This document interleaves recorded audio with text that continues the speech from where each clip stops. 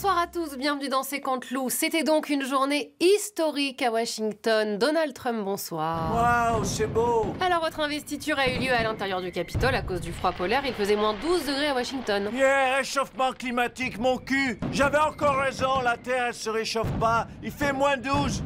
Heureusement que j'ai pas mis le feu au Capitole il y a 4 ans. Il a servi au moins à quelque chose, ce truc.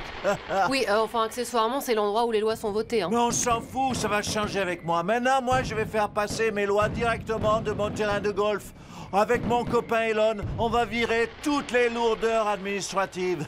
Alors justement, à votre investiture étaient présents les rois de la tech, Jeff Bezos, Mark Zuckerberg et Elon Musk. Vu de l'extérieur, ça fait un peu peur, non, ces gens les plus riches de la planète qui vont contrôler le monde? Ah, vu de l'extérieur, ça peut faire peur, mais vu de l'intérieur, c'est super. Comme disent les village people, avec mon pote Elon, on va se gaver. Avec mon pote Elon, on va se gaver. Il a l'air heureux, c'est bien.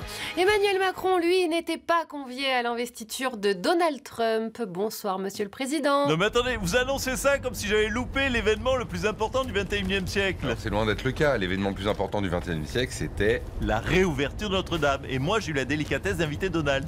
On vous sent vexé quand même.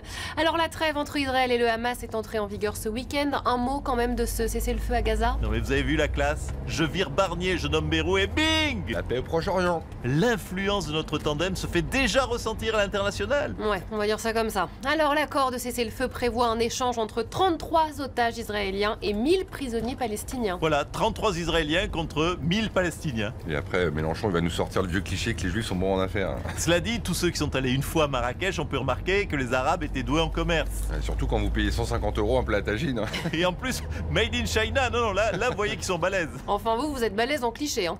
Allez, on retourne à Washington avec l'avis de Pascal Praud sur l'investiture de Trump. Regardez. Avec votre famille, oh macho man. Et oui, bonsoir à tous, ça y est, c'est le jour 1, c'est la libération. Donald Trump va nous libérer enfin du wokisme, terminer les LGBT et les femmes à moustache.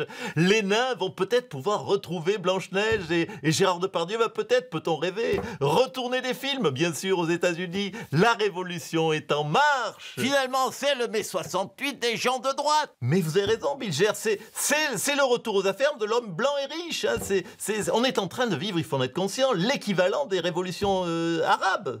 Mais sans les Arabes, voilà, c'est ça qui est formidable, c'est le rêve. Et puis, quelle émotion de voir notre Éric Zemmour national au Capitole, sur notre chaîne, sur CNews. Parce que c'est quand même, moi j'en ai pleuré, c'est quand même, il est né chez nous, c'est l'enfant du pays. Hein. C'est le triomphe de nos idées, on a gagné.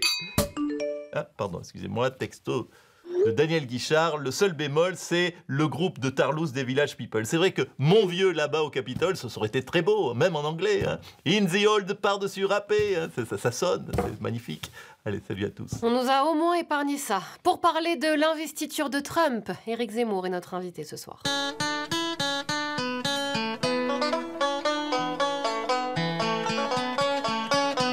L'Amérique, je veux la voir et je l'aurai. Hé, on vient de s'acheter un pick-up avec Sarah. Magnifique.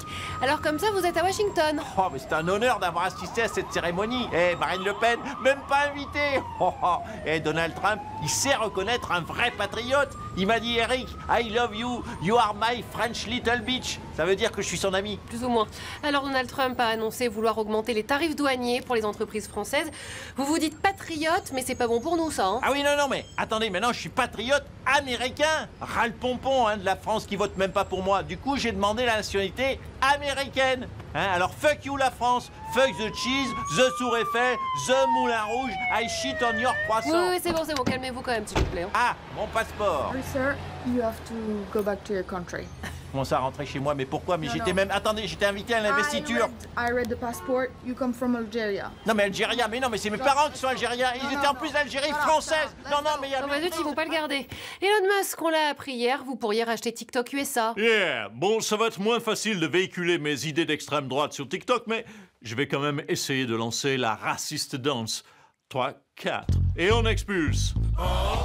Et on expulse en bas. Et on expulse à gauche.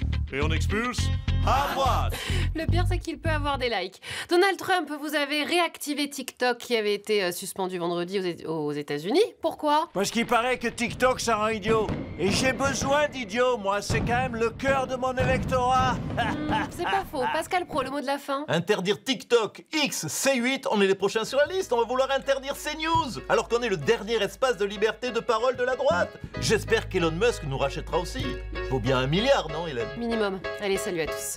I need $1.